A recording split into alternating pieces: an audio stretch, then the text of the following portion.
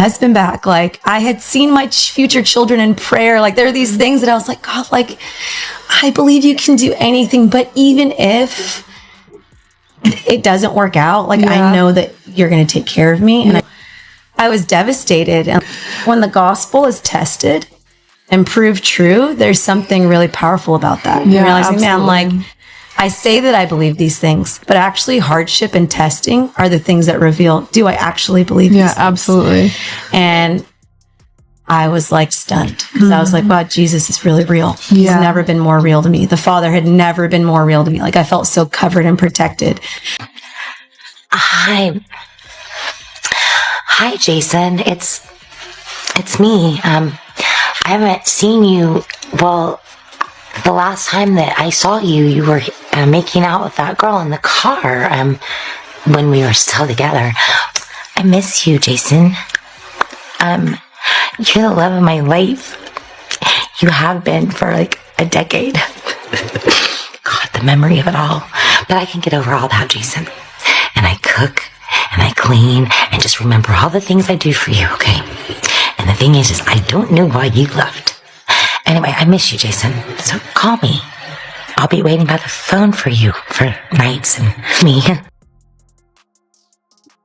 So what are you doing here? What are you doing? Why are you hiding behind the car? Who are you here to meet? Who are you here to meet? One of my friends. Is it Jake? Are you here to meet Jake? Who's Jake? Don't touch me. Who's Jake? Because I've been messaging you as Jake this whole time. Are you? No, you haven't. And one, I had these apartment. Because I told you to meet me here to see if you'd actually cheat on me. Okay. So obviously you would. Well, that was dumb of you to do. Why? You're the one that's cheating on me. See, that's why I'm gonna show the world how you be doing. I don't care. I don't care. See what? See, look at you. Trying to take my team. I'm gonna show everybody how you spend my birthday with another dude. Nigga, you was busy. Exactly. Tell the world this. She's a gold digger. Nigga, you trifling anyway. And what you think I'm gonna do? I'm gonna go right down there and I'm gonna go pick the TV up the same way. It don't even matter. No, you're not. You ain't getting this TV back. Buy your own TV. Tell your other dude to buy your TV. I'm not dealing with you. You can stop following me. I ain't gonna follow you anyway. Stop following me. The same way I pulled up on you at that crib too. I pull up on you there. Face. I don't care. Like I said, she's a gold digger, bro. I'm a gold digger, but you. I'm a gold digger. I'm a gold digger, but you had some jugs in your face at the strip club. Nah, bro. Man, come on, man. Jugs in your face at the strip club. Yeah, nah. Anyways, it don't even matter. It don't even matter. You're not getting this TV back. Stop following me. Nah. Stop following me. Tell the world how you got poked in the eye too by that nipple.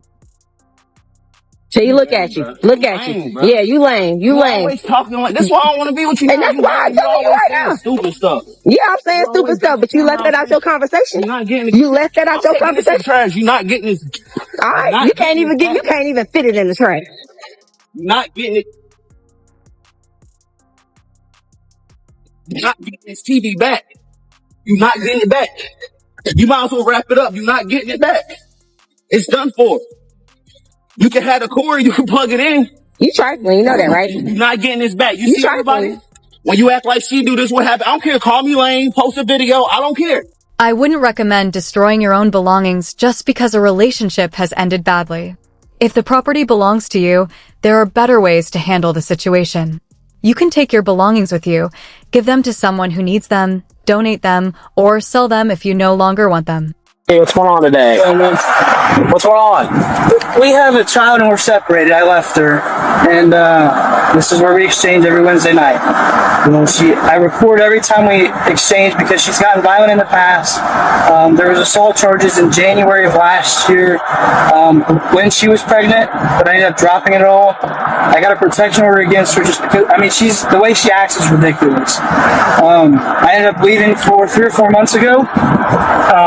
She's put her hands on me. She's choked me before. Today, I record every interaction we have. I was recording today, and then she took my phone and stopped recording, and then just started going through it, and then got pissed about something, tried to throw my phone out the door, and then swung over here, hit me, and then covered my mouth. And I work for Columbus. I'm sick of it. I don't want her to sit here and say I did something. That's why I record everything, and I'm tired of it. I hate to go this route, but I'm just sick of it. So what do you have recorded? And then she smokes weed and drinks all the time. Last week she was here high as a kite, and drove away with our 6-month.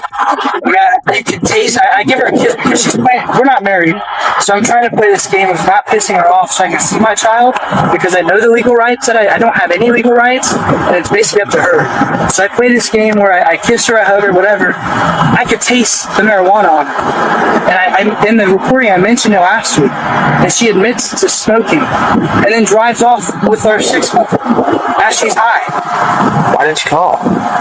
First of all, I didn't know this was Western. I thought it was Genoa. Genoa has been involved in all. They don't do anything. She threatened to kill herself when I called for postpartum. They didn't do a goddamn thing. So I hate to say it, but I've given up on the police. I hate it. As a police officer myself, I hate to say it. They've completely ruined my family because nothing gets done. And they sit there and lie about it all the time. But I've got her license plate, I've got the video for admitting to it, and I was just going to take it to a lawyer and go about it that way. But Genoa has not done shit for me, and it pisses me off, so I just give. Bro, what? You're really not gonna pay for my friend? Bro, you invited them here. So? Bro, I'm not paying for them. I was trying to go out with you, and you invited them, and now you want me to pay for them? You gonna embarrass me? What you mean embarrassed? Are they gonna let me fuck too? What? I mean, you Pay for our food. No, bro, I invited her. So unless everybody's we about to be a whole 4 months. We're not fucking unless you're paid. Wait. Oh, I mean, Wait, what? So, what are you talking about? So we got a deal? A deal what? We're not doing this. Like, what are you doing? That's what I mean. So that's how it goes? These days, I just don't really care for niggas coming up to me trying to talk to me because it's always shallow. There's no real connection. It's no real trying to get to know me. It's what can I do for you? What can you do for me? And I ain't got none for you. None. The first story begins with a separated couple who share a young child. The father explained that he and the child's mother meet regularly to exchange custody. Because their relationship has become difficult, he said he started recording these exchanges. According to his account, there had been previous arguments and physical incidents between them. He said he wanted a record of their interactions because he was concerned that, if another disagreement happened, there could be different versions of what took place. During one particular exchange, the situation reportedly became tense again. The father said the woman took his phone and stopped the recording. He claimed that she then began looking through the phone and became upset about something she found. The disagreement apparently escalated from there. He said she tried to throw the phone outside, then struck him and covered his mouth. At that point, he told officers that he was simply tired of dealing with the constant conflict. He explained that he didn't want another argument and didn't want the situation to affect his relationship with his child. That seemed to be one of his biggest concerns. He wanted to remain involved in his child's life, but he also wanted to avoid another confrontation with the child's mother. He then raised another serious concern. He claimed that the mother had previously been drinking and using marijuana before driving away with their young child. If true, that's obviously something that should be taken seriously. However, allegations like these need to be properly investigated. Rather than trying to settle everything through arguments, the safer approach is to preserve any relevant evidence and allow the appropriate authorities or courts to review it. The father said he had recordings, information about the vehicle, and other details that he believed could support his concerns. He explained that he intended to take the material to a lawyer. He also expressed frustration because he felt previous complaints had not been handled the way he expected. Even though he worked in law enforcement, he said he felt discouraged by the process. But when children are involved, emotions cannot be allowed to control the situation. The priority has to be the child's safety, stability, and well-being. Both parents may be angry with each other, but their child shouldn't have to become caught in the middle of their conflict.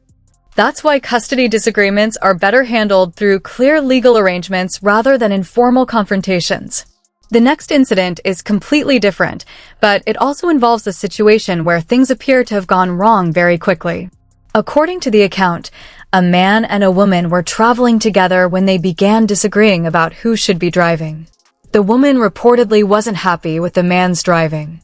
Instead of continuing the argument while the vehicle was moving, the man pulled over and got out. He apparently allowed the woman to take control of the vehicle.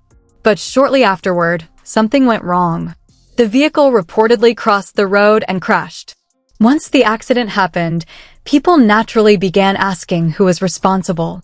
Was it the person who had been driving before the argument? Was it the person who took control of the vehicle? Or was the crash simply the result of an unfortunate mistake? Without seeing the entire incident and understanding the circumstances, it's difficult to make a fair judgment. A short clip rarely tells the whole story. That's why investigators would need to consider the road conditions, the vehicle, the driver's actions, and everything that happened immediately before the crash. The important lesson is that when emotions are high, driving should never become part of the argument. If two people are angry with each other, stopping somewhere safe and taking a moment to calm down is much better than continuing an argument while driving. Then we move to another relationship-related disagreement. This time, the argument was about money. A man was upset because his friend had apparently invited other people to join them and then expected him to pay for their food. The man made it clear that he didn't agree to that arrangement. He explained that he had invited one person, but he hadn't agreed to pay for everyone else. The conversation became increasingly uncomfortable as both sides tried to explain their expectations. One person believed that the person who invited everyone should pay. The other person believed that everyone should take responsibility for their own expenses. At first, this may seem like a small disagreement, but money can become a major source of tension when expectations aren't clear. If you're making plans with friends or going on a date, it's usually better to establish who is paying before the situation gets awkward. That simple conversation can prevent a much bigger argument later. More importantly, relationships should not be built entirely around what one person can provide financially. A healthy connection requires effort from both sides. Another part of the discussion focused on modern dating. One man explained that he had become frustrated because he felt some people approached him with questions about what he could offer instead of showing genuine interest in getting to know him. He described the experience as feeling more like a transaction than a relationship. That feeling can certainly be frustrating. But the reality is that expectations exist on both sides. Some people value financial stability. Others value emotional support, personality, loyalty, ambition, or compatibility. The problem begins when either person expects the other to provide everything while offering very little in return. A healthy relationship requires balance. If you want someone who is ambitious, you should also be working toward your own goals. If you want someone who communicates well, you should be willing to communicate too. If you want loyalty, you should be loyal. And if you want respect, you should give respect. That's why personal growth matters even when you're single. Improve your health. Build your career. Learn new skills. Take care of your appearance. Develop confidence. Build financial stability. But do those things because you want to improve your own life, not simply because you think they'll guarantee you a relationship. Your life shouldn't stop because you're single. And your identity shouldn't disappear because you're in a relationship. The final situation takes another serious turn. A woman was reportedly involved in a complicated relationship with a couple. According to the man's account, they had agreed to a non-traditional relationship arrangement. However, over time, he began noticing things that made him suspicious. He said another woman kept contacting his partner. He asked about the relationship and was reportedly told there was nothing going on. At first, he accepted that explanation. But eventually, his doubts became stronger. He described a situation where they were supposed to spend the evening together. The woman fell asleep, and he became suspicious enough to look through her phone. According to his account, what he discovered shocked him. He claimed that she was still communicating with an ex and had also become involved with other people. The situation became even more complicated because some of these relationships had apparently been kept secret. The man said he felt betrayed. He had trusted her. He believed they had an understanding about their relationship. And now he felt that she had been hiding important information from him. He confronted her and asked why she had been dishonest. Instead of calmly resolving the disagreement, the conversation became heated. According to his account, she said something hurtful, and the argument eventually turned physical. He admitted that he punched her. That is the point where everything changed. Whatever happened before that, physical violence is not an acceptable way to resolve a relationship dispute. Someone can lie. Someone can cheat. Someone can break your trust. But responding physically can create serious legal and personal consequences. Once the police were called, the situation was no longer simply a private relationship argument. The officer explained that domestic violence cases can involve the state and law enforcement, meaning the situation may not be controlled entirely by the people involved. That's an important lesson. If a relationship becomes toxic or trust has completely disappeared, walking away is often safer than trying to force an explanation in the middle of an emotional confrontation. Take a step back. Create distance. Document important information appropriately. And if necessary, speak with a lawyer or the proper authorities.